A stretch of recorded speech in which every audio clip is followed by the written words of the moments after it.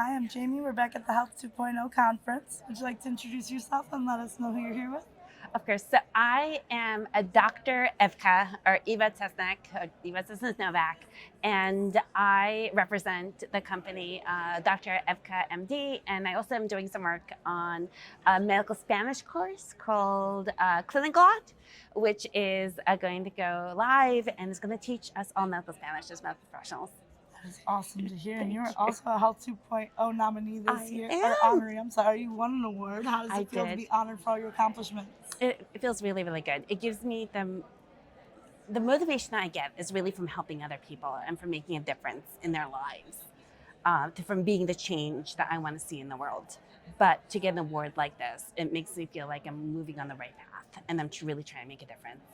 I love that. It's definitely a sign that you're doing something right. So Yes. congratulations for all Thank your you. hard work. It's Thank definitely you. paying off. You get a Thank you. nice fancy trophy to show off now I for that. know.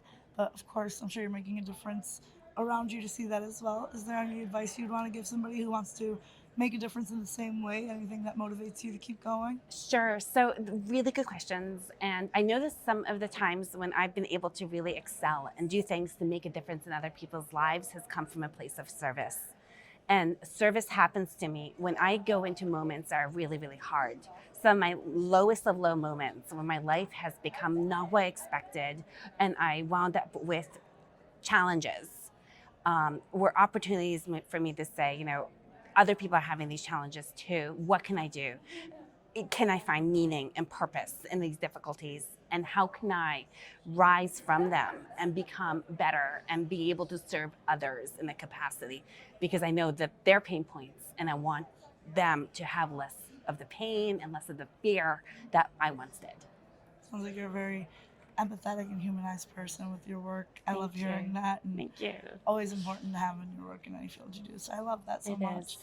And with all the fields going on in this conference here, we got a chance to network and mingle around with everybody from all the different sectors. I have, and it's been incredible because I've had an opportunity to talk to other people who are movers and shakers who are trying to make a difference in the world. And it's so inspiring that what other opportunities do we all get to really just meet each other and say hi, and we're all doing good work, and then to create these opportunities for us to do things like I have a person that I met here that we've never been introduced to, and I think we're going to write on a book together about pediatric feeding disorders. Wow, that's And awesome. I don't think that I would have had that opportunity if it wasn't for coming here. That is so awesome. Congratulations on getting that networking in there too. I I'm know.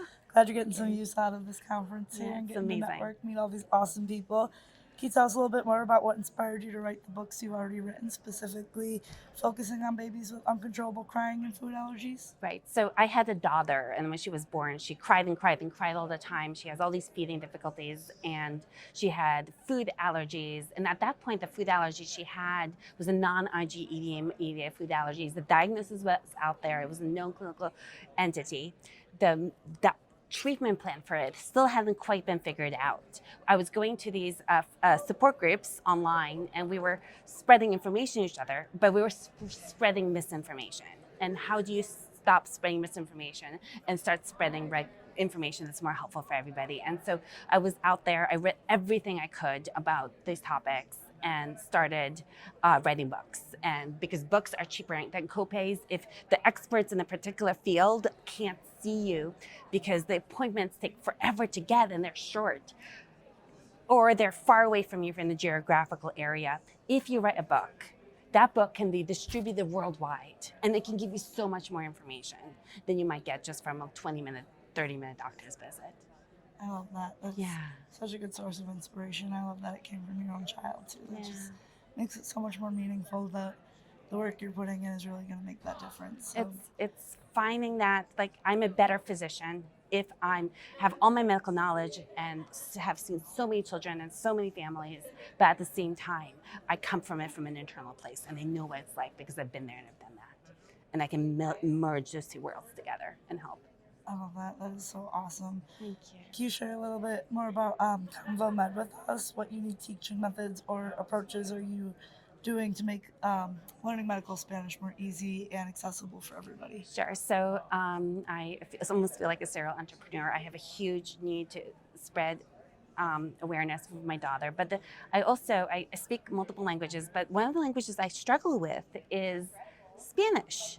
And I want people to, yes, of course, there's medical translators, but wouldn't it be great if more of us as physicians or as practitioners were able to speak Spanish to our patients in medical Spanish? And I remember when I was in medical school, we were taught to remember all kinds of information. Like I would have classes from 9 a.m. until 9 p.m. every day, and I had to remember all this stuff. And if you're trying to learn a language, there's so much memorization in it. Why don't we make that memorization easier? So we're making that memorization easier by creating all these memory techniques that I used in medical school, including mnemonics. And then we're looking at this platform from the perspective of AI. Because artificial intelligence is out there. Artificial intelligence can help us to have Spanish-speaking conversations specifically about stuff that is interesting and important to our patients. And we can do that using these models that allow us to use artificial intelligence to help us to learn. Yeah. That's super cool to hear. It seems like AI is definitely the hot topic of the conference. Yeah. And I love to hear all the different sectors and how they're using it. But Yeah. it's definitely a unique take. It's one of the first times I've definitely heard of it being so humanized and focused on helping people really of make a course. difference. So I really Thank love you. that. And Oh, thank you. it's awesome to see. I can't wait to see what kind of differences you can make with this. Sounds like you're already making some amazing strides. Congratulations again on this award here. Thank you very Is much. there any website you'd like to share, LinkedIn information, where we can follow your work, learn more about what you're doing? Absolutely. Please contact with me. Okay, so phone number, call me, text me. I'm good at texting. 908-679-9295. Okay, you can do this. So then in terms of websites, I have Evka, EVKAMD.com, and I have Cliniglot.com.